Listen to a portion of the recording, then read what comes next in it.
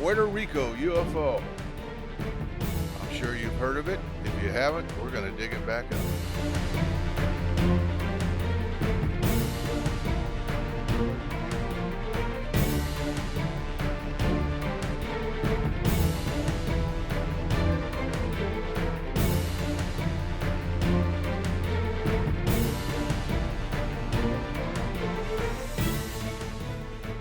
The question of are we alone in the universe might have been answered.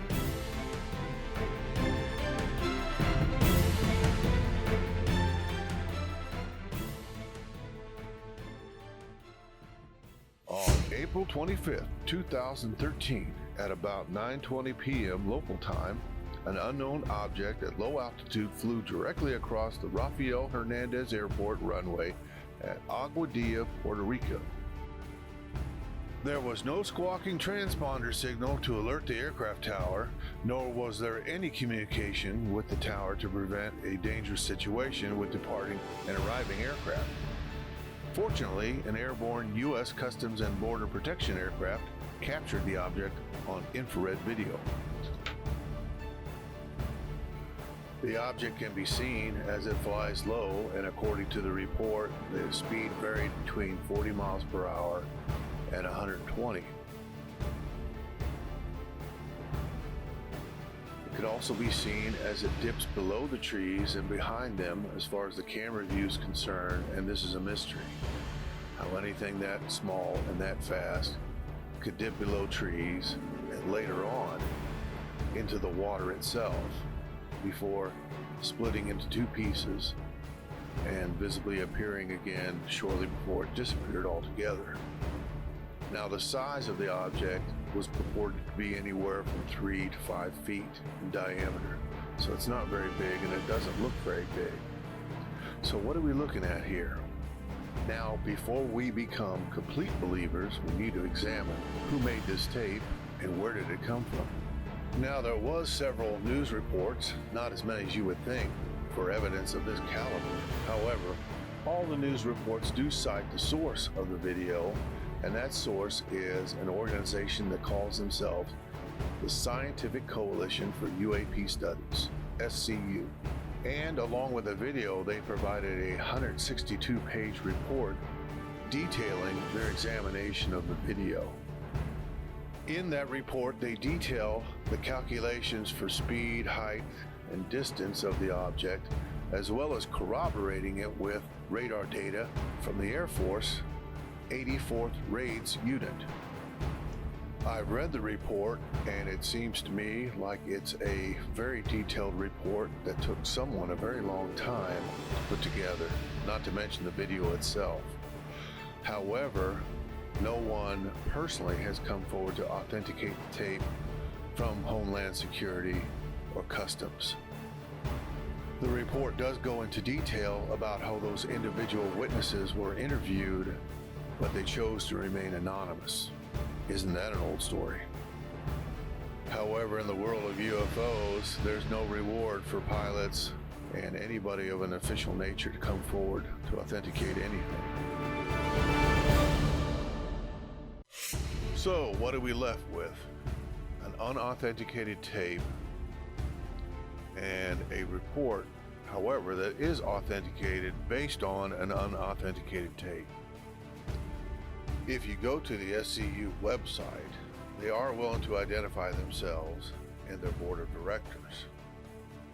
Apparently, unlike the U.S. Customs, they are willing to put their names on the line and stand behind their report. So we don't look like complete fools if we assume the tape is real, and so we can look at a couple of key points. Now, according to the official report, the beginning of the sighting is kind of interesting. It's interesting to me because there might be corroborating video taken by a citizen of Aquadilla later that year. The pilots of the Customs aircraft saw a pinkish to reddish light coming from the south over the ocean, and they called the tower to find out, why didn't you alert us that there was traffic in the area? And they told them they didn't receive any squawk or anything of any kind. And about the time the light got to shore, it went out and they started to track it with thermal imagery. Now, the piece of equipment that they recorded the video with was the Westcam MX-15D, a very sophisticated piece of equipment that law enforcement uses. The Westcam makes many variations of these types of cameras for all kinds of uses. And so it all checked out. The view, which shows the position of the aircraft, the direction of the film travel, and even the range to target, zoom level, all checks out with the Westcam MX-15D.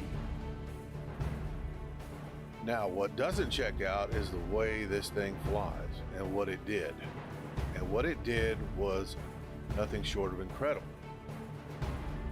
The video clearly shows that the object flew right through the trees, under the water, split into two, and then disappeared.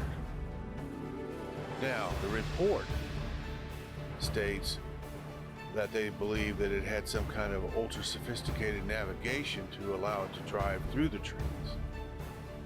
But it looks like it goes right through it.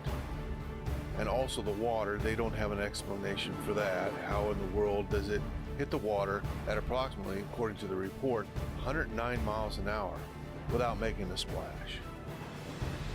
The report also mentions their bewilderment at the temperature variations close by the object and the way it seems to tumble as it flies.